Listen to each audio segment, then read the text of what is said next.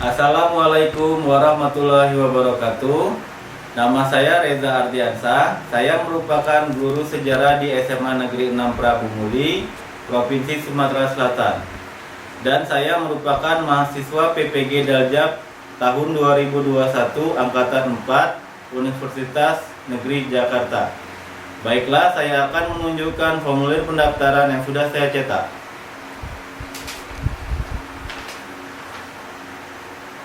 Saya akan membacakan nomor induk PPG dan nomor mahasiswa PPG.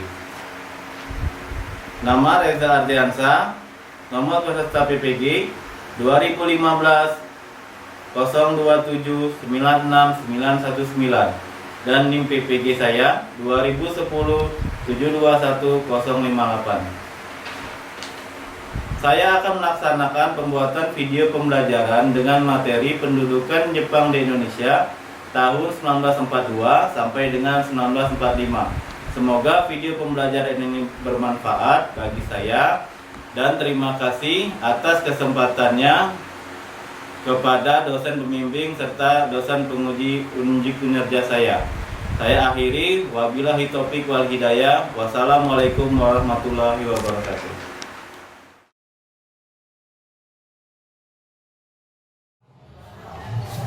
Assalamualaikum. Waalaikumsalam. Siap. Beri salam. Assalamualaikum warahmatullahi wabarakatuh. Waalaikumsalam warahmatullahi wabarakatuh. Anda duduk anak-anak. Sebelum kita memulai pelajaran hari ini, berdoa menurut agama dan kepercayaan masing-masing. Berdoa mulai. Berdoa selesai.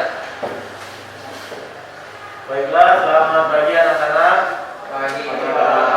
Semoga di pagi hari ini kalian mendapatkan kesehatan serta semangat untuk melakukan aktivitas belajar di sekolah.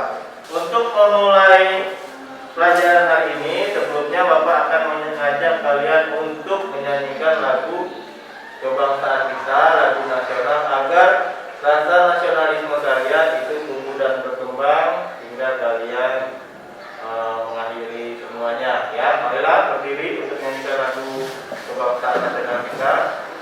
Ya, kita menyanyikan lagu Indonesia Raya. Baik, boleh dipimpin Zaskia maju ke depan. Ke depan sini Zaskia. Ajak teman-teman yang menyanyikan lagu wajib nasional Indonesia Raya. Baiklah teman-teman, mari kita menyanyikan lagu Indonesia Raya. 1, 2, 3.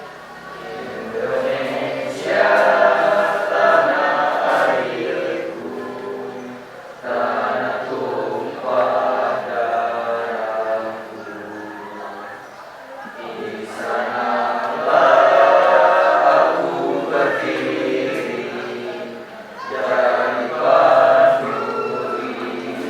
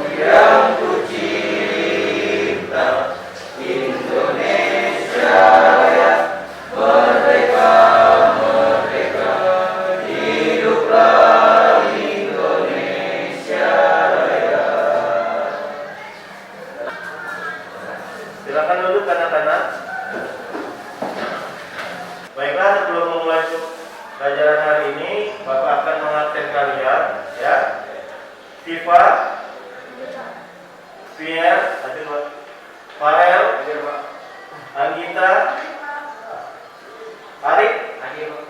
Bagus, Hadir. Fatir, Hadir, Pak. Saskia, Lilali. Hadir. Oke ya. Baiklah, Pak akan memulai materi hari ini yaitu Jepang di Indonesia. Ya, minggu kemarin sudah kita bahas mengenai bagaimana Indonesia melawan kolonialisme dan imperialisme Eropa di Indonesia. Ya, hari ini kita akan lanjutkan materi selanjutnya yaitu materi mengenai Jepang di Indonesia. Ya, adalah negara di bagian Asia Timur, ya, yang merupakan pusat industri di kawasan Asia. Ya, sebelum Pak mengajarkan materi tentang Jepang masuk dan menjajah Indonesia, sekarang Pak ingin bertanya kepada kalian, apa yang kalian tahu tentang negara Jepang? Bunga sakura, Pak. Ya, silakan. Bunga sakura. Ada lagi yang tahu? Origami. Origami. Origami itu apa? Seni melipat kertas. Ada lagi yang tahu tentang Jepang? Mungkin kartun, ya, Doraemon, apalagi Naruto, ya, itu merupakan kesenian-kesenian yang berasal dari Jepang, ya. Tapi yang akan kita bahas ini mengenai dahsyatnya pendudukan Jepang di Indonesia, ya. Jadi misalkan Belanda 3,5 abad, yaitu 350 tahun, ya. Sekarang kita membahas Jepang yang hanya 3,5 tahun, ya. Jadi hanya 3 tahun setengah menjajah Indonesia. Bagaimana bentuk penjajahannya, bagaimana kebijakannya, bagaimana dampak dari segala sektor yang ada, mari kita bahas. Tapi sebelum masuk ke PowerPoint yang akan Pak sajikan, baiklah Pak akan menampilkan video singkat mengenai bagaimana Jepang ada di Indonesia, ya, bagaimana kebijakan, bagaimana proses, ya. Saksikan di depan, Pak akan menampilkan ini, saksikan di depan. Oke, ya.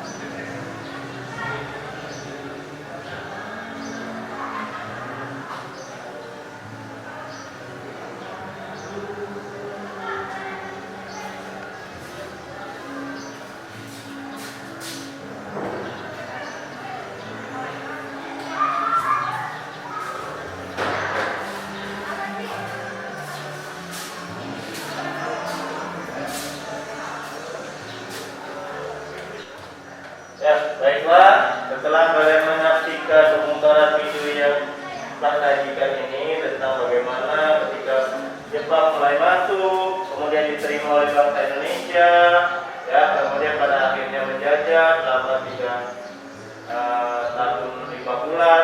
Itu hal apa yang bisa kalian dapatkan, ya, dari tayangan video yang Pak berikan? Silakan. Saya Pak, Ya, silakan. Taskia. dari kesimpulan video yang sudah diputar dari Bapak tadi, dari awal video itu kedatangan Jepang diterima baik oleh rakyat Indonesia, tapi dari pertengahan sampai akhir video Jepang malah menjajah rakyat Indonesia selama 3,5 tahun melebihi ganasnya penjajahan pada masa Belanda. Oke ya, dari pernyataan Nadia Taskia tadi bisa kita tarik masalah bagaimana kita harus belajar pada hari ini, ya, sesuai dengan pernyataan atau pertanyaan dari Taskia tadi, bagaimana bisa Jepang datang yang awalnya diterima kemudian menjadi cerita buruk bagi sejarah Indonesia, ya. Dimaksud cerita buruk ini bagaimana Jepang melaksanakan pemerintahnya di Indonesia, ya.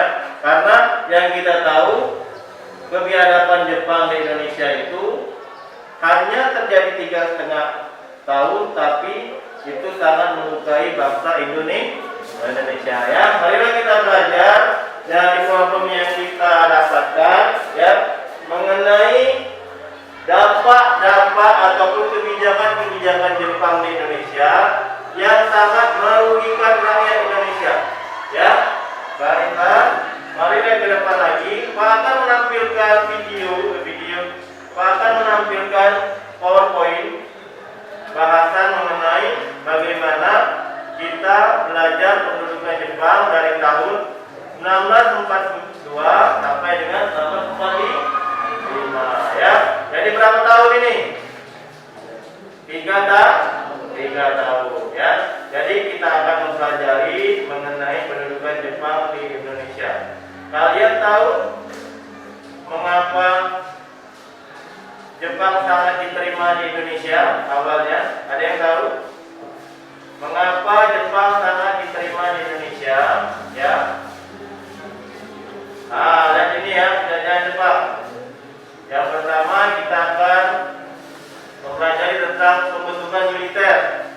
Kedua, organisasi pergerakan, organisasi militer, perlawanan rakyat Indonesia, pengarahan dan peningkatan Jepang, serta dampak kedatangan bangsa Jepang, ya. Nah, perhatikan di depan. Pak tadi bertanya bagaimana bisa rakyat Indonesia itu menerima dengan baik kedatangan Jepang di Indonesia, seperti pertanyaan Taskia tadi. Dari awal video ditampilkan mengenai Jepang datang di Indonesia sangat disambut oleh rakyat Indonesia, ya. Pemerintahan militer Jepang di Indonesia sangat disambut awalnya. Itu karena Jepang membawa semangat dari perjuangan masyarakat Asia. Jadi kesamaan nasib dengan kita, sesama ras, maka dari itu Jepang datang sangat diterima di Indonesia. Jepang membawa istilah saudara tua, ya. Jadi ketika Jepang datang ke Indonesia, mereka dianggap sebagai saudara kita sesama bangsa Asia. Karena apa? Karena bentuk fisiknya sama, ya. Kita dengan Jepang bentuk fisiknya sama tidak? Sama, ya. Warna kulit sama mateng. Kemudian bentuk mata, bentuk alis, bentuk rambut dan tinggi badan pun sama, ya. Makanya masyarakat Indonesia itu menyambut baik kedatangan Jepang ke Indonesia karena mereka menganggap Jepang adalah saudara, ya. Dan Jepang memanfaatkan itu untuk agar diterima di Indonesia, ya. Perhatikan dulu.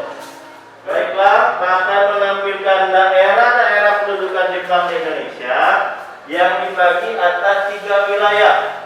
Yang pertama wilayah 1 Jawa dan Madura, wilayah 2 Sumatera, dan ketiga itu Kalimantan, Sulawesi, Maluku, Bali, Nusa Tenggara, ya. Baiklah, Pak akan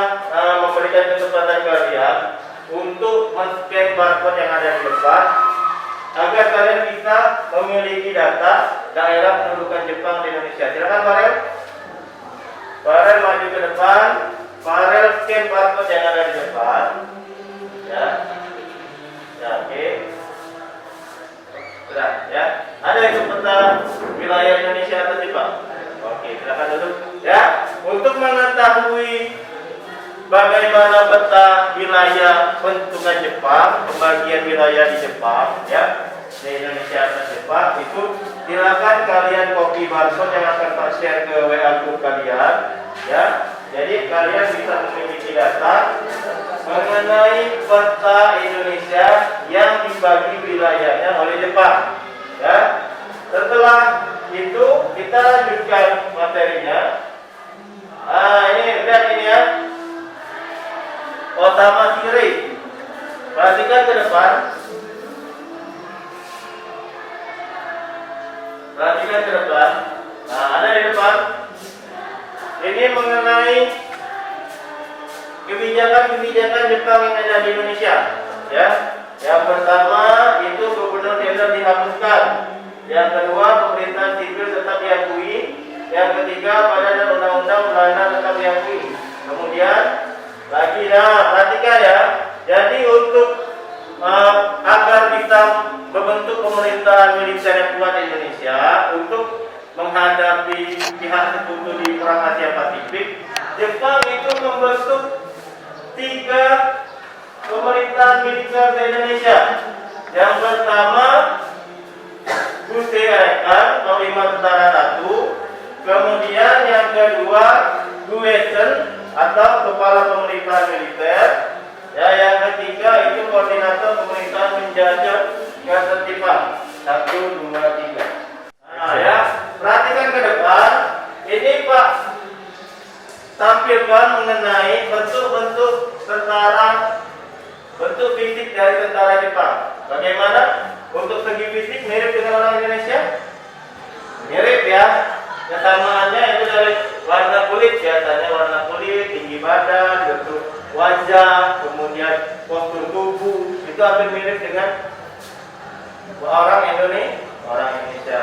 Itulah salah satu mengapa tentara Jepang itu diterima di Indonesia. Selain dari kesamaan fisik, mereka itu memberikan ideologi 3A namanya. Ya, ada yang tahu mengenai 3A? Silakan, ya silakan tarik. Gerakan 3A adalah yaitu Nippon Pemimpin Asia, Nippon Pelindung Asia, dan Nippon Cahaya Asia. Oke ya, jadi gerakan 3A itu ialah itu yang mengajak bangsa Indonesia untuk pro terhadap bangsa Jepang, ya. Yaitu yang pertama, mereka menganggap bangsa Asia itu harus dipimpin oleh satu negara yang adipower, ya. Maksudnya itu yang benar-benar kuat. Ya, maka dari itu mereka beranggapan bahwa Jepang yang memang pantas memimpin bangsa-bangsa di Asia untuk melawan kolonialisme dan imperialisme bangsa Eropa. Yang pertama itu ada namanya gerakan 3A. Ya, gerakan 3A itu ya pertama Nippon Pemimpin Asia, Nippon Pelindung Asia, dan yang terakhir Nippon Cahaya Asia. Ya. Setelah gerakan 3A itu, Jepang membentuk lagi namanya Putra, ya. Putra itu bertujuan membujuk kaum nasionalis agar mengabdikan pikiran dan tenaganya kepada Jepang.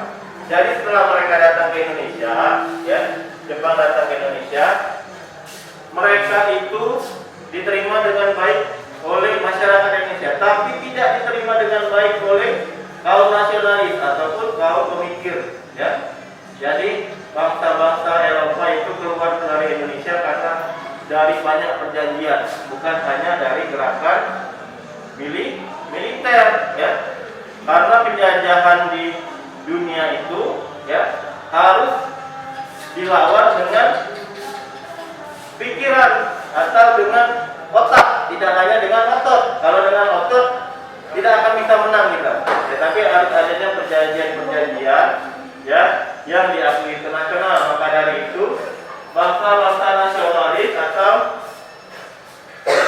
para tokoh-tokoh kita itu diajak oleh Jepang untuk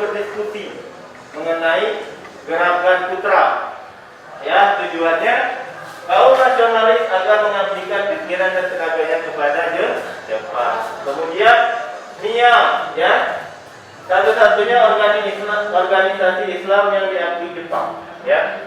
Kemudian selanjutnya Jawa Hokakai. Jawa Hokakai ini bertujuan mengarahkan rakyat guna berbakti kepada Jepang. Perhatikan lagi. Selanjutnya, nah oke. Jadi selain mengajak kaum nasionalisme, bangsa Jepang juga menggandeng masyarakat yang ingin mengabdikan dirinya pada Indonesia, yaitu melalui kegiatan militer, ya. Jadi ada beberapa organisasi semi militer yang dibentuk oleh Jepang, ya. Agar apa? Tujuannya tadi katakan agar mereka kuat di Asia Pasifik, ya. Jadi mereka membentuk kekuatan militer baru di Indonesia. Perhatikan, yang pertama itu pengarahan tenaga pemuda. Para pemuda dididik Jepang untuk perang Asia Timur Raya. Kemudian adanya Seinedan, ya, prajurit dengan anggotanya berumur 14 sampai 22 tahun. Kalau kalian di masa pendudukan Jepang, nanti kalian berada di organisasi militer bentukan Jepang yang bernama Seinedan.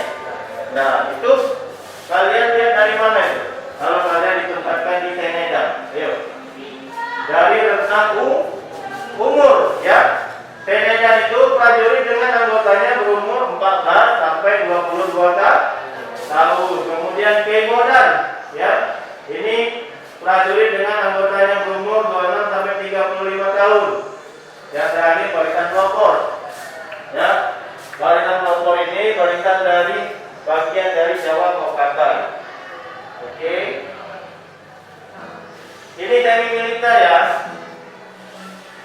Ini semi militer maksudnya tidak ada kualifikasi khusus yang ingin bergabung dengan militer, hanya merupakan diambil dari rentang umur. Jadi misalkan tinggi badannya kurang, fisiknya kurang, tapi kalau mereka ingin masuk di militer, boleh tergabung dalam kegiatan ini, ya, kegiatan organisasi semi militer bentukan Jepang. Kemudian ada organisasi militer yang resmi bentukan Jepang, ya, ada dua. Yang pertama Heiho, ya. Heiho ini bertujuan membangun kubu pertahanan, menjaga camp pertahanan dan membantu perang Jepang. Yang kedua itu ada namanya istilah peta pembela tanah air, memiliki tugas untuk mempertahankan wilayah tanah air dari serangan sekutu. Oke. Nah, setelah kita melihat apa saja yang dilakukan Jepang atas Indonesia, ya, kita sampai ke materi mengenai perlawanan terhadap Jepang. Ya, perhatikan dulu ke depan, perlawanan terhadap Jepang. Oke, ya. Jadi banyak reaksi-reaksi dari masyarakat dari Sabang sampai Maluku di Indonesia, ya, terhadap perlawanan terhadap kebijakan-kebijakan Jepang di Indonesia, ya. Artinya apa perlawanan itu? Artinya semua kebijakan yang ada itu tidak pro rakyat, ya, maksudnya tidak mementingkan kepentingan rakyat. Akhirnya muncullah perlawanan, ya. Jadi rakyat itu merasa dirugikan dari segi apa yang dirugikan? Dari segi sosial, ekonomi, politik dan budaya. Ya, sosialnya apa yang dirugikan oleh kedudukan Jepang di Indonesia? Sosialnya masyarakat Indonesia itu diberikan kerja paksa, yaitu kerja tidak memiliki upah, ya. Itu kan sangat merugikan rakyat Indonesia, kan? Ya, jadi seperti kalian susah-susah bekerja, kemudian tidak diberikan upah. Akhirnya rakyat memberontak. Kemudian dari segi pendidikan pun kita tidak boleh sekolah umum, jadi hanya diberikan sekolah-sekolah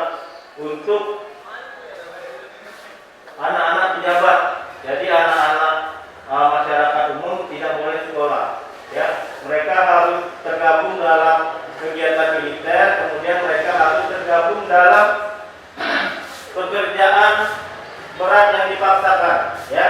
Akhirnya muncul perlawanan terhadap Jepang. Hal apa saja yang dilakukan Jepang itu yang sangat merugikan bangsa Indonesia. Nah, yang pertama itu dari segi ekonomi. Dari segi ekonomi, ya, bisa dibaca bagus ada bagus. Fatir ada Fatir. Fatir silakan dibaca kebijakan ekonomi di depan. Ini kebijakan ekonomi yang dilakukan Jepang. Kebijakan ekonomi. 1. Penyerahan wajib hasil panen ternak dan harta. 2. Kekayaan alam, tambang, perkebunan, dan hasil hutan. 3. Penanaman pohon jarak, tambang, perkebunan, dan hasil hutan. Oke ya, lihat kebijakan ekonomi yang dilakukan Jepang. Yang pertama itu penyerahan wajib. Jadi masyarakat Indonesia itu diwajibkan untuk menanam padi dan kebutuhan pokok lainnya, tetapi mereka tidak mendapatkan apa-apa dari apa yang mereka tanam. Jadi mengakibatkan itu yang pertama apa? Kelaparan, ya.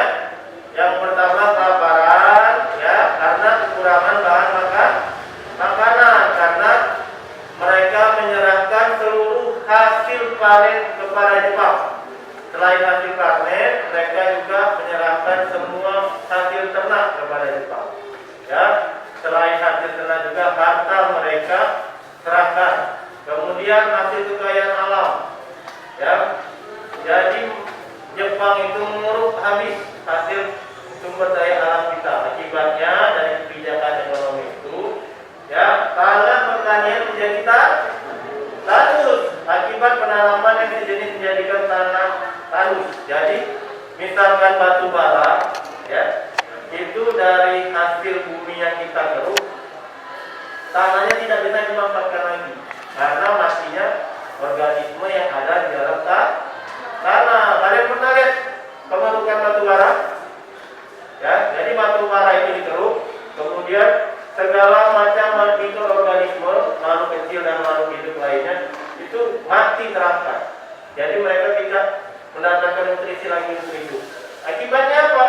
Akibatnya itu dari segi sektor pertanian, tanahnya tidak bisa ditanam lagi di daerah sekitar karena nutrisinya sudah habis. Ya, itu dari segi ekonomi perangnya, ya. Dan lagi sini dari segi pendidikan. Perhatikan, bidang pendidikan berbeda dengan masa Belanda. Di zaman penjajahan Jepang, pada bidang pendidikan sangat diperhatikan. Bahasa Indonesia mulai dipergunakan, sedangkan bahasa Jepang dipakai sebagai bahasa wajib. Ya. Jadi selain ada dampak positif negatif pendudukan Jepang, ternyata ada juga dampak positifnya. Dampak positifnya itu, ya, semua kegiatan yang berkaitan dengan nasionalisme silakan dijalankan oleh pemerintah Jepang, seperti menyanyikan lagu wajib nasional, kemudian seperti lagi memakai bahasa Indonesia sebagai bahasa persatuan, tetapi bahasa wajibnya tetap bahasa Jepang. Ya, terus, nah ini yang paling parah, ya. Perhatikan lagi. Selain eksploitasi sumber daya alam, Jepang sangat, ya, sering melakukan eksploitasi tenaga manusia, ya, karena sudah melanggar apa yang namanya hak asasi manusia, ya. Nah, perhatikan lagi di sini ekonomi perang. Oke, sudah. Nah, kemudian lihat lagi bidang sosial budaya. Dihadapi sistem pemerintah Jepang pada tata yang lebih kecil seperti rukun warga dan rukun tetangga. Jadi kalian di rumah ada RT tidak? Di rumah ada RT, rukun tetangga, kemudian ada RW.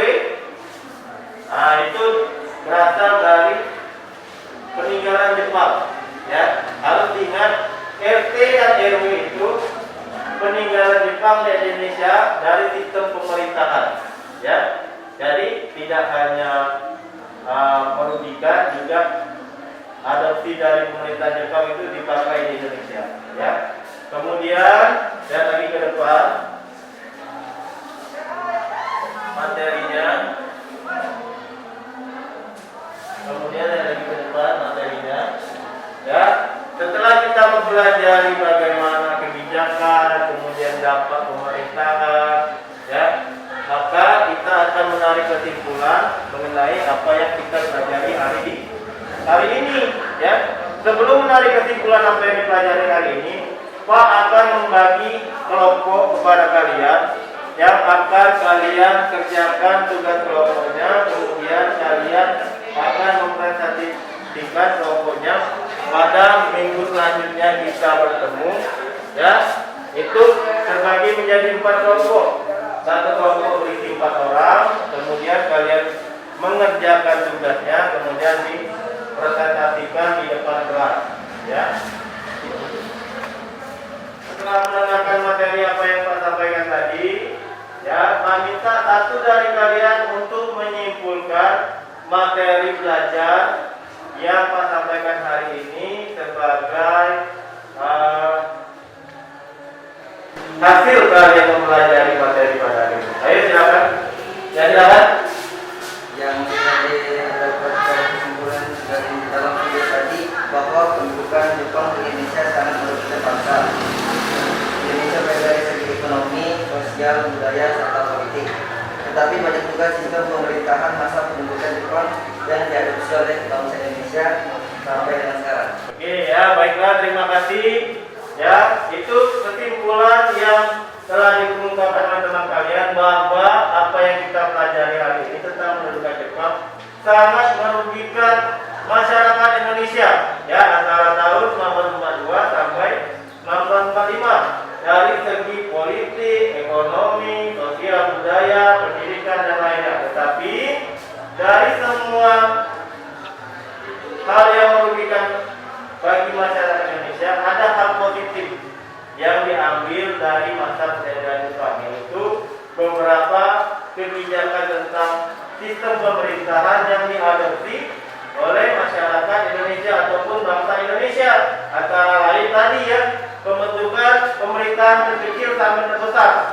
Jadi sistem adopsi itu berupa pembentukan RT dari setiap jenjang masyarakat, RT, RW, kemudian lurah, bupati sampai dengan wali kota, ya. Jadi setiap hal, ya, itu tidak hanya mengakibatkan positif atau negatif, ya, tetapi mereka berkembang dari apa yang kita bisa ambil. Oke, sampai dari sini, ya. Semoga kalian bisa mendapatkan materi yang kita sampaikan. Semoga pengetahuan yang kalian dapatkan bisa berguna bagi kalian nanti, ya. Terima kasih atas waktunya. Silakan tetap di dalam kelas menunggu guru materi pelajaran yang akan datang selanjutnya, ya.